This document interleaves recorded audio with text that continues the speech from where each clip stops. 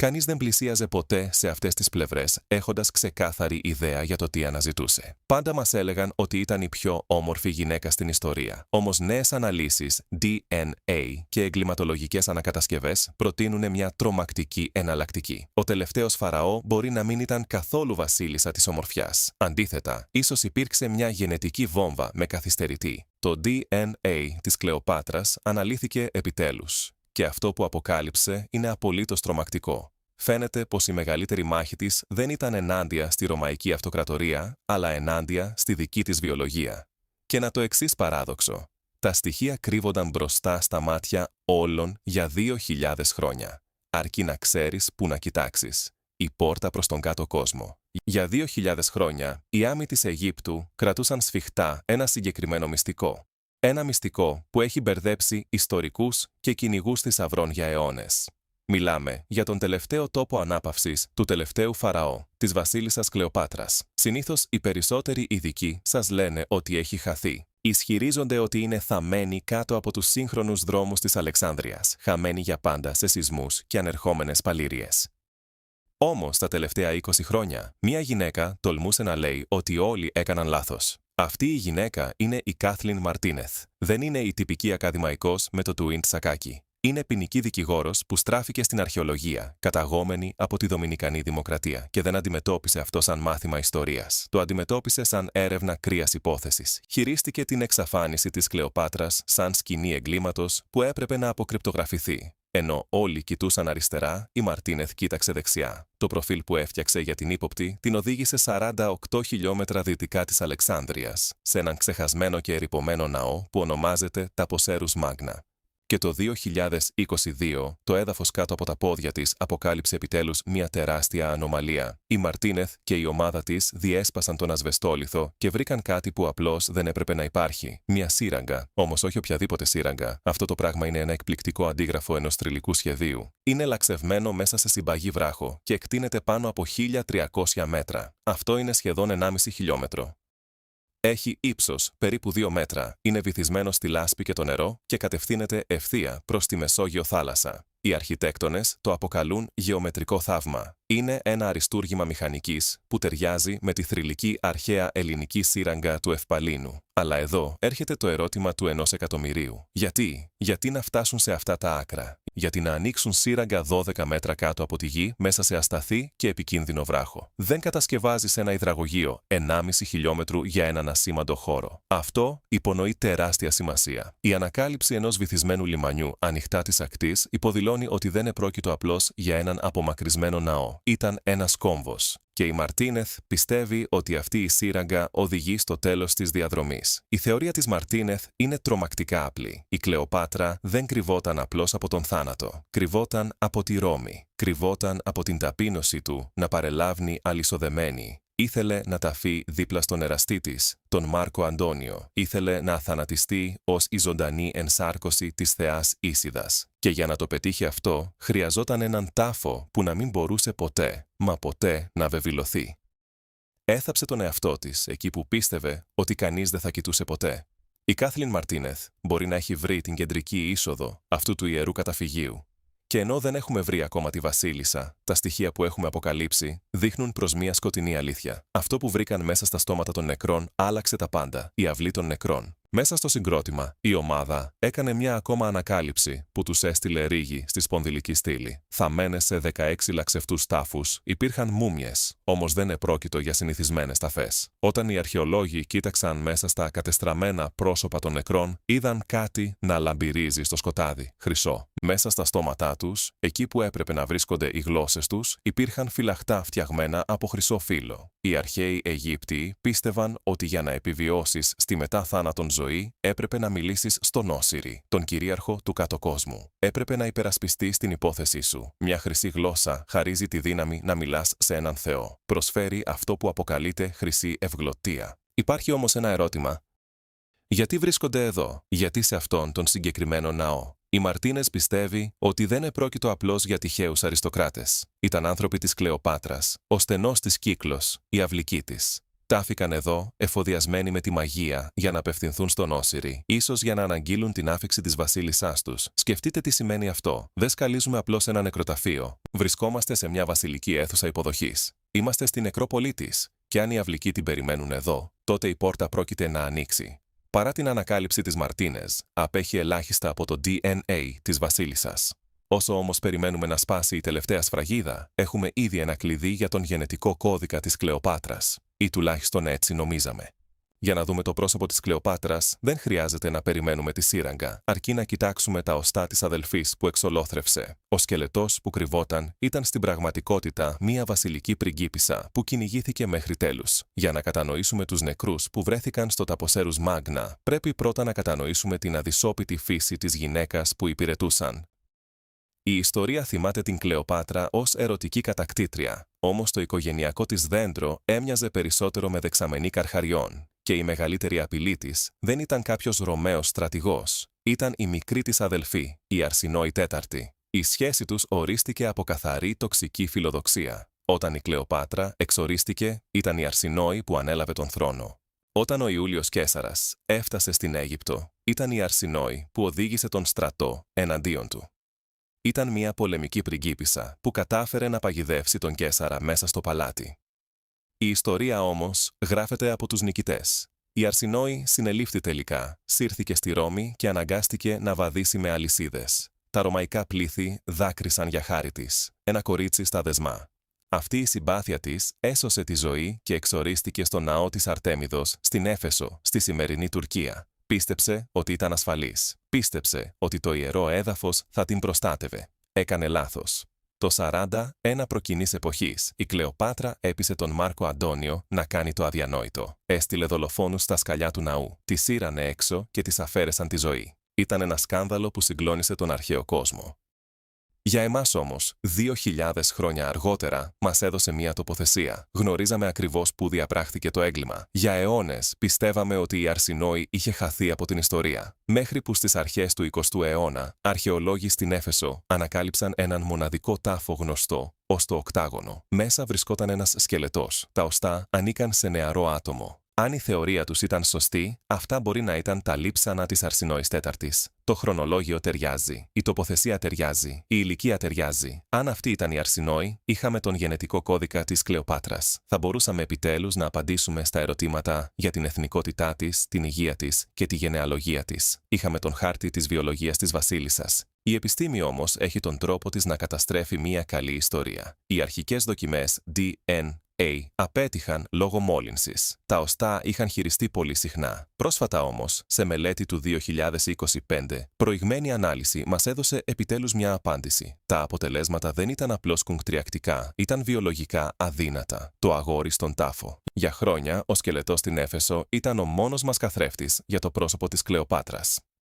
Οι μελετητές κοίταξαν εκείνα τα οστά και είδαν την αδελφή μιας βασίλισσας. Είδαν αφρικανική καταγωγή. Είδαν την απάντηση σε ένα ένιγμα αιώνων. Πρόσφατα όμως, η σύγχρονη τεχνολογία ρίχτηκε ξανά στα οστά και ο καθρέφτης ράγισε. Η ανακάλυψη έγινε το 2022. Μια ομάδα από το Πανεπιστήμιο της Βιέννης, με επικεφαλή τον ανθρωπολόγο Γκάρτ Φμπέρ, εντόπισε επιτέλους το χαμένο κρανίο στα αρχεία του Πανεπιστημίου. Βρισκόταν εκεί απαρατήρητο για δεκαετίες. Αυτό ήταν το στοιχείο που άλλαξε τα πάντα. Δεν το κοίταξαν απλώς, το είδαν από μέσα. Χρησιμοποιώντας μικροτομογραφία υπολογιστή, δημιούργησαν έναν ψηφιακό χάρτη υψηλής ανάλυσης της οστικής δομής και διείσδησαν στο κροταφικό οστό του πέτρου. Αυτό είναι το πυκνότερο τμήμα του κρανίου, ένα βιολογικό χρηματοκιβώτιο που διατηρεί το DNA ακόμα και όταν ο υπόλοιπος σκελετός έχει μετατραπεί σε σκόνη. Τον Ιανουάριο του 2025, τα αποτελέσματα δημοσιεύτηκαν σε επιστημονικές εκθέσεις και αποκάλυψαν μια ιατρική ιστορία τρόμου.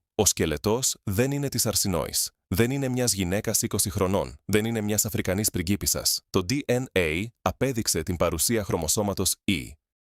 Η αδερφή της Κλεοπάτρας είναι αγόρι. Συγκεκριμένα, ένα εφηβικό αγόρι ηλικίας μεταξύ 11 και 14 ετών. Και το πιο εκπληκτικό δεν είναι μόνο η ηλικία του. Το παιδί ταλαιπωρούνταν. Οι σαρώσεις αποκάλυψαν σοβαρές αναπτυξιακές διαταραχές. Το σαγόνι του ήταν υπανάπτυκτο. Το κρανίο του ήταν ασύμετρο και στραβό. Η ανάλυση υποδηλώνει ότι έπασχε από κάτι παρόμοιο με το σύνδρομο Τρίτσερ-Κόλινς ή από σοβαρή ραχίτιδα. Δεν επρόκειτο για έναν υγιή βασιλικό αντίπαλο. Ήταν ένα παιδί με ένα πρόσωπο παραμορφωμένο από γενετική τραγωδία. Ακόμα πιο συγκλονιστικό ήταν το γεγονός ότι το DNA του μαρτυρά πως δεν καταγόταν από την Αίγυπτο. Οι γενετικοί του δείκτες οδηγούν πίσω στην Ιταλία ή τη Σαρδινία. Αυτό ανοίγει ένα πιο σκοτεινό και πιο μπερδεμένο μυστήριο. Νομίζαμε πως κοιτάζαμε το θύμα μιας πολιτικής δολοφονίας. Αντίθετα, βρισκόμαστε μπροστά σε μια τραγωδία εντελώς διαφορετικού είδους. Το οκτάγωνο αποδείχθηκε ότι ήταν ηρώο, ένας τάφος χτισμένος για έναν ήρωα, μια ημίθεη μορφή. Γιατί ένα παραμορφωμένο, άρρωστο Ιταλόπεδο θαύτηκε σε έναν από τους πιο περίλαμπρους τάφους του αρχαίου κόσμου. Ήταν από διοπομπαίος τράγος, θυσία. Ή μήπως ήταν ένα κρυφό βασιλικό παιδί ρωμαϊκής και πτολεμαϊκής καταγωγής, η ύπαρξη του οποίου ήταν τόσο επέσχυντη ή τόσο επικίνδυνη που έπρεπε να ταφεί με τιμές, μακριά όμως από την πατρίδα του. Όποια κι αν είναι η απάντηση, αποδεικνύεται ότι η επιστημονική απόδειξη της αφρικανικής καταγωγής της Κλεοπάτρας σε αυτόν τον συγκεκριμένο τάφο ήταν μια ψευδαίσθηση που προέκυψε από κακή επιστήμη και επιθυμητή σκέψη. Πού μας αφήνει λοιπόν αυτό? Επιστρέφουμε στο ιστορικό αρχείο. Και το αρχείο μας λέει ότι η Κλεοπάτρα ήταν προϊόν της Πτολεμαϊκής δυναστείας. Και αν θέλετε να ξέρετε πώς έμοιαζε πραγματικά, δεν χρειάζεται να βρείτε το σώμα της. Αρκεί να κοιτάξετε το τρομακτικό οικογενειακό δέντρο που σκαρφάλωσε για να φτάσει στον θρόνο. Το οικογενειακό της δέντρο δεν απλωνόταν προς τα έξω, έστριβε προς τα μέσα, γεννώντας τέρατα. Το αγόρι στην Έφεσο μπορεί να ήταν ένα μυστικό, αλλά στην Αλεξάνδρεια ο γενετικός εφιάλτης δεν ήταν μυστικό. Ήταν βασιλική πολιτική, χαρακτηρισμένη από αυτό που ονομάζεται κατάρρευση γενεαλογίας. Σε ένα κανονικό οικογενειακό δέντρο, τα κλαδιά ανοίγουν προς τα πάνω. Έχεις 2 γονείς, 4 παππούδες και γιαγιάδες, 8 προπαππούδες. Όσο πιο πίσω πας, τόσο περισσότερους προγόνους έχεις. Είναι σαν χωνή που ανοίγει προς τον κόσμο. Το οικογενειακό δέντρο της Κλεοπάτρας όμως δεν άνοιγε. Έπεφτε πάνω στον εαυτό του. Οι Πτολεμαίοι ήταν μια ελληνική δυναστεία που κυβερνούσε την Αίγυπτο. Ήθελαν να διατηρήσουν την εξουσία τους απόλυτη και το αίμα τους αγνό. Έτσι, υιοθέτησαν το αρχαίο φαραωνικό έθιμο του γάμου μεταξύ στενών συγγενών. Δεν παντρεύονταν απλώς εξαδέλφους, παντρεύονταν αδέρφια. Οι ιστορικοί πιστεύουν ότι οι ίδιοι οι γονείς της Κλεοπάτρας, ο Πτολεμαίος ο 12ος και η Κλεοπάτρα η 5η, ήταν πιθανότατα αμιγοί αδέρφια. Ακόμα και οι παππούδες της πιθανότατα ήταν θείος με ανιψιά ή και αδερφός με αδερφή. Αυτή η οικογένεια ήταν ένας κλειστός κύκλος. Οι γενετιστές εκτιμούν ότι η Κλεοπάτρα γεννήθηκε με συντελεστή αιμομιξίας άνω του 45%. Για να το θέσουμε σε προοπτική, το παιδί 2 πρώτων ξαδέλφων έχει συντελεστεί περίπου 6%. Σε πολλές βασιλικές δυναστείες, όπως οι Αψβούργοι της Ισπανίας, αυτό το επίπεδο αιμομιξίας οδηγούσε σε σοβαρές παραμορφώσεις και τρέλα. Πάρτε για παράδειγμα τον Κάρολο τον δεύτερο της Ισπανίας. Οι ιστορικοί τον αποκαλούν τον μαγεμένο. Ήταν το τέλος της δυναστείας των Αψβούργων, μιας οικογένειας που εφάρμοζε τον ίδιο τύπο εσωτερικών γάμων με τους Πτολεμαίους. Ο Κάρολος ήταν μια ιατρική τραγωδία. Δεν μπορούσε να μιλήσει μέχρι τα 4 του χρόνια. Δεν μπορούσε να περπατήσει μέχρι τα 8. Το σαγόνι του ήταν τόσο παραμορφωμένο που τα πάνω και κάτω δόντια του δεν έρχονταν ποτέ σε επαφή. Κυριολεκτικά δεν μπορούσε να μασίσει το φαγητό του. Κατάπινε τα πάντα ολόκληρα. Όταν πέθανε σε ηλικία 38 ετών, η έκθεση νεκροψίας έλεγε ότι το σώμα του δεν περιείχε ούτε μια σταγόνα αίμα. Το κεφάλι του ήταν γεμάτο νερό και η καρδιά του είχε το μέγεθος ενός κόκκου πιπεριού. Ο συντελεστής αιμομιξίας του ήταν περίπου 25%. Η Κλεοπάτρα είχε σχεδόν διπλάσιο. Τότε γιατί συμβαίνει αυτό? Η επιστήμη καταλήγει σε κάτι που ονομάζεται ομοζυγωτία. Κανονικά το DNA σου είναι μια συνομιλία ανάμεσα στη μητέρα και τον πατέρα σου. Το ένα καλύπτει τις αδυναμίες του άλλου. Αν η μητέρα σου κληροδοτήσει ένα υπολοιπόμενο γονίδιο για κάποια αδυναμία ή ασθένεια, ο πατέρας σου συνήθως περνά ένα επικρατές γονίδιο δύναμης για να το εξουδετερώσει. Είναι ένα βιολογικό δίχτυ ασφαλείας. Αλλά στην περίπτωση της Κλεοπάτρας δεν υπήρχε καμία συνομιλία. Τα ίδια γονίδια επαναλάμβαναν τα ίδια λάθη ξανά και ξανά. Επειδή οι γονείς της ήταν αδέρφια, έφεραν ακριβώς τα ίδια γενετικά ελαττώματα. Δεν υπήρχε κανένα υγιές γονίδιο να παρέμβει και να τη σώσει. Βιολογικά, θα έπρεπε να είναι μια καταστροφή. Η αιμομιξία σε αυτό το επίπεδο συνήθως οδηγεί στο είδος παραμορφώσεων που είδαμε σε εκείνο το αγόρι στην Έφεσο. Σωματική αδυναμία, γνωστικά προβλήματα, σύντομη ζωή. Αλλά εδώ βρίσκεται το τρομακτικό παράδοξο. Η ιστορία μας λέει ότι η Κλεοπάτρα δεν ήταν παραμορφωμένη, ήταν λαμπρή. Μιλούσε 9 γλώσσες. Γοήτευσε τους πιο ισχυρούς άνδρες της Ρώμης. Πώς είναι αυτό δυνατό λοιπόν? Μπορεί να πολεμούσε μια ασθένεια που έμοιαζε με ιδιοφυΐα. Η μάσκα της νεότητας. Ήταν ένα γενετικό θαύμα, μία στις εκατομμύρια πιθανότητες στη βιολογική ρουλέτα, ή μήπως έχουμε χάσει όλα αυτά τα χρόνια τα σημάδια της κουής της. Για να καταλάβουμε αν ήταν θύμα, πρέπει να κοιτάξουμε τους θύτες, τους προγόνους της. Αν θέλετε να μάθετε τι αντιμετώπιζε η Κλεοπάτρα, κοιτάξτε τον προπάπο θείο της, τον Πτολεμαίο τον 7ο. Ήταν ο προπάπος θείος της Κλεοπάτρας. Αλλά λόγω του οικογενειακού δέντρου, ήταν επίσης ένας άμεσος γενετικός καθρέφτης της και ήταν μια ιατρική καταστροφή. Τον αποκαλούσαν φίσκονα, που μεταφράζεται ως κυλαράς, αλλά αυτό ήταν κολακευτικό. Ιστορικές πηγές τον περιγράφουν ως παθολογικά παχύσαρκο, με άκρα τόσο αδύναμα που δεν μπορούσαν να σηκώσουν τον τεράστιο κορμό του. Χρειαζόταν υποστήριξη για να κινηθεί. Αλλά κοιτάξτε πιο προσεκτικά τις περιγραφές. Δεν ήταν μόνο λίπος. Οι πηγές αναφέρουν πρισμένο λαιμό, έντονα εξόφθαλμα μάτια και δυσκολία στην αναπνοή. Σύγχρονοι ιατρικοί ιστορικοί που εξετάζουν τη δυναστεία των Πτολεμαίων βλέπουν ένα μοτίβο γενετικών μεταβολικών διαταραχών. Βλέπουν μια οικογενειακή γραμμή που μαστιζόταν από παχυσαρκία και λίθαργο. Και το πιο τρομακτικό απ' όλα, βλέπουν τους δείκτες της νόσου Graves, μιας αυτοάνωσης διαταραχής που επιτίθεται στον θηρεοειδή. Προκαλεί εξόφθαλμα μάτια και βροχοκύλι, δηλαδή πρισμένο λαιμό. Και εδώ η διάγνωση γίνεται πραγματικά τρομακτική. Η νόσος Graves δεν επηρεάζει μόνο την εμφάνισή σου, επηρεάζει τη συμπεριφορά σου. Πλημμυρίζει τον οργανισμό με θηρεοειδικές ορμόνες, δημιουργώντας μια κατάσταση υπερδιέγερσης. Τα συμπτώματα περιλαμβάνουν μανιακή ενέργεια, γρήγορο λόγο, αϊπνία και παρορμητικές αποφάσεις υψηλού ρίσκου. Σας θυμίζει κάτι αυτό? Οι ιστορικοί πάντα επενούσαν την Κλεοπάτρα για την ακατανίκητη ζωτικότητά της. Λένε ότι μπορούσε να δουλεύει όλη νύχτα και ότι ήταν συνεχώς σε κίνηση. Το έχουμε ερμηνεύσει ως ιδιοφυΐα, αλλά οι ιατρικοί ανθρωπολόγοι τώρα θέτουν ένα πιο σκοτεινό ερώτημα. Μήπως η θρυλική ενεργητικότητα της Κλεοπάτρας ήταν στην πραγματικότητα σύμπτωμα? Μήπως η φλόγα που έκαιγε μέσα της ήταν αποτέλεσμα μιας γενετικής θηρεοειδικής θύελλας που κληρονόμησε από τον θείο της? Πώς κατάφερνε λοιπόν να λειτουργεί? Η απάντηση μπορεί να κρύβεται σε μια ικανότητα που οι ιστορικοί συχνά παραβλέπουν. Δεν ήταν απλώς βασίλισσα, ήταν χημικός. Αν ζούσε με τον χρόνιο πόνο της γενετικής κατάρρευσης από την αιμομιξία, τον ίδιο αρθρικό και οστικό πόνο που βασάνιζε τους Αψβούργους, τότε πιθανότατα στρεφόταν στο βασιλικό φαρμακείο. Η Αίγυπτος ήταν η φαρμακευτική πρωτεύουσα του αρχαίου κόσμου. Αν υπέφερε, είχε πρόσβαση στο όπιο που συγκομιζόταν από τους παπαρουνώνες της περιοχής των κλεφτών. Ήταν το απόλυτο παυσίπονο της αρχαιότητας. Μήπως το χρησιμοποιούσε για να μουδιάσει τον πόνο στις γενετικά επιβαρημένες αρθρώσεις της, ώστε να στέκεται όρθια στις ατέλειωτες διπλωματικές δεξιώσεις? Αν έπασχε από τη μανία και την αϊπνία της νόσου Graves, μπορεί να κατέφευγε στο κύφι. Αυτό ήταν ένα σύνθετο ιερατικό θυμίαμα που συχνά καιγόταν τη νύχτα, γνωστό για τις ηρεμιστικές του ιδιότητες. Ο Πλούταρχος έγραψε ότι το άρωμά του νανούριζε σε ύπνο και έλυνε την καθημερινή ένταση σαν κόμπο που ξεδένεται. Για μια γυναίκα που έτρεμε ίσως από υπερθηρεοειδισμό, το κύφι δεν θα ήταν απλώς άρωμα, θα ήταν φάρμακο. Υπάρχει ακόμα ο μπλέλωτος, ένα ήπια ψυχοδραστικό λουλούδι που συχνά μουλιαζόταν στο κρασί. Προκαλεί αίσθηση εφορίας, ένα αίσθημα αιώρησης. Μιλάμε για τη θρυλική της γοητεία, αλλά μήπως αυτή η γοητεία δεν ήταν φυσική? Μήπως η μαγνητική, υψηλής έντασης έλξη της ήταν στην πραγματικότητα ένα λεπτό κοκτέιλ από κρασί με μπλε λωτό και αδρεναλίνη, που την κρατούσε να αιωρείται πάνω από τον πόνο του ίδιου της του σώματος? Γνωρίζουμε ότι η Κλεοπάτρα έγραψε ένα βιβλίο για τα καλλυντικά με τίτλο «Κοσμητικών». Αποσπάσματά του παρατέθηκαν αργότερα από γιατρούς όπως ο Γαληνός. Αυτό δείχνει ότι δεν αγόραζε απλώς μακιγιάζ, το ερευνούσε. Γιατί? Αν το γονίδιο της κοιλιάς της προκαλούσε δερματικά προβλήματα ή αν η νόσος Graves της έδινε βροχοκύλι, η αιμονή της με τα καλλυντικά δεν ήταν ματαιοδοξία, ήταν καμουφλάζ. Μπορεί να πειραματίστηκε με το κόχλ για να αναδιαμορφώσει μάτια που ίσως ήταν υπερβολικά εξέχοντα. Μπορεί να σχεδίαζε περίτεχνα πλατιά περιλέμια και κοσμήματα μόνο και μόνο για να κρύψει έναν πρισμένο λαιμό. Ήταν, κατά πάσα πιθανότητα, η πρώτη βιοχάκερ του κόσμου. Μια λαμπρή γυναίκα παγιδευμένη σε ένα σώμα που την πρόδιδε, χρησιμοποιώντας κάθε τέχνασμα της χημείας, της βοτανολογίας και της τέχνης για να προβάλλει την εικόνα μιας ζωντανής θεάς, ενώ κρυφά αντιμετώπιζε τον εαυτό της σαν ασθενή.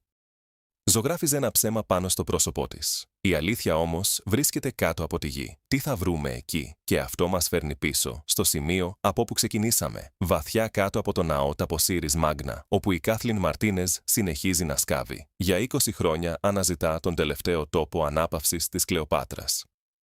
Και χάρη σε εκείνη την τεράστια σύραγγα στο γεωμετρικό θαύμα, είναι πιο κοντά από οποιονδήποτε άλλον στην ιστορία. Όμως, μετά από όλα όσα αναλύσαμε σήμερα, τα διακυβεύματα αυτής της ανακάλυψης έχουν αλλάξει. Όταν ξεκινήσαμε αυτό το ταξίδι, αναζητούσαμε έναν θρύλο. Ψάχναμε την αποπλανήτρια που μάγεψε τη Ρώμη, την ομορφιά που υποδίθηκαν αστέρες του Χόλιγουντ, τη θεά Ισίδα σαρκωμένη. Αλλά η επιστήμη μας λέει να είμαστε έτοιμοι για κάτι διαφορετικό. Αν η Μαρτίνεζ σπάσει εκείνον τον τελευταίο τοίχο και βρει τη σαρκοφάγο, δεν θα αποκαλύψει απλώς μια βασίλισσα. Θα αποκαλύψει ένα ιατρικό αρχείο. Μπορεί να βρει μια γυναίκα που ήταν μικρόσωμη, ίσως εύθραυστη, κρύβοντας τον πόνο της πίσω από μια μάσκα. Μπορεί να βρει μια γυναίκα που έμοιαζε λιγότερο με στάρ κινηματογράφου και περισσότερο με επιζώσα. Μια γυναίκα που πολέμησε τη Ρώμη με το μυαλό της, ενώ ταυτόχρονα πολεμούσε το δικό της DNA με το φαρμακείο της. Η ανακάλυψη της Κλεοπάτρας δεν θα ξαναγράψει μόνο τα βιβλία ιστορίας, θα ξαναγράψει τα βιβλία βιολογίας. Και τελικά θα απαντήσει στο ερώτημα: ήταν άραγε το γενετικό θαύμα που ξέφυγε από την κατάρα? Ή μήπως ήταν η αθόρυβη ψυχή που υπέφερε σιωπηλά και όμως κυβερνούσε παρά τα πάντα? Προς το παρόν, η σκαμμένη σύραγγα παραμένει βουβή, καταπιεσμένη από την ασφικτική, βαριά ακινησία της γης. Βαθιά κάτω από την επιφάνεια, ο αέρας είναι φορτωμένος με χιλιάδες χρόνια σκόνης, ανέγκυχτης και σαν να παρακολουθεί τα πάντα. Πάνω από το έδαφος, οι σύγχρονες συσκευές αλληλούχησης DNA και τα ραντάρ διείσδυσης εδάφους στέκουν αδρανοί σαν πεινασμένα αρπακτικά που περιμένουν τη στιγμή τους. Είναι τα σύγχρονα κλειδιά που σχεδιάστηκαν για να ανοίξουν μια πόρτα σφραγισμένη εδώ και πάνω από 2 χιλιετίες. Έτοιμα να αναλύσουν ακόμα και την πιο αχνή ίχνη βασιλικής καταγωγής. Το φάντασμα της τελευταίας Φαραώ, της Κλεοπάτρας της 7ης, εξακολουθεί να φυλάει τα μυστικά της, προστατεύοντας τον τόπο της τελευταίας της ανάπαυσης με μια επιμονή που αντάξια της βασιλείας της. Συνεχίζει να κοροϊδεύει την ιστορία από τις σκιές, ξεφεύγοντας από τους αρχαιολόγους που αφιέρωσαν τη ζωή τους για να τη βρουν. Όμως αυτή η σιωπή είναι μόνο προσωρινή. Καθώς η τεχνολογία εξελίσσεται, το χάσμα ανάμεσα στον θρύλο και στις σκληρές αποδείξεις στενεύει. Πρέπει να ετοιμαστούμε, γιατί η αλήθεια που κυνηγάμε μπορεί να μην είναι η ρομαντική τραγωδία που περιμένουμε. Η πραγματική Κλεοπάτρα είναι πολύ πιο σύνθετη και πολύ πιο τρομακτική από τον μύθο που αγαπήσαμε στη μεγάλη οθόνη. Δεν ψάχνουμε απλώς για μια όμορφη βασίλισσα. Κυνηγάμε μια αδίστακτη πολιτική επιζώσα, μια κορυφαία στρατηγική μυαλό που εξόντωσε αδέρφια για να αρπάξει την εξουσία και μια γυναίκα που είδε τη δυναστεία της να καταρρέει στο αίμα. Όταν ο τάφος τελικά ανοίξει, δεν θα ξαναγράφουμε απλώς τα βιβλία ιστορίας. Θα κοιτάμε κατευθείαν στο πρόσωπο μιας ομής αρχαίας δύναμης που αρνήθηκε να πεθάνει. Λοιπόν, αν ανοίξουν τον τάφο αύριο και διαπιστώσουν ότι η Κλεοπάτρα έμοιαζε με τέρας, κάψουμε τα βιβλία ιστορίας ή αυτό τι κάνει ακόμα πιο εντυπωσιακή. Πείτε μου τη θεωρία σας παρακάτω. Μην ξεχάσετε να πατήσετε like και να εγγραφείτε για περισσότερα μυστήρια που έρχονται στο φως.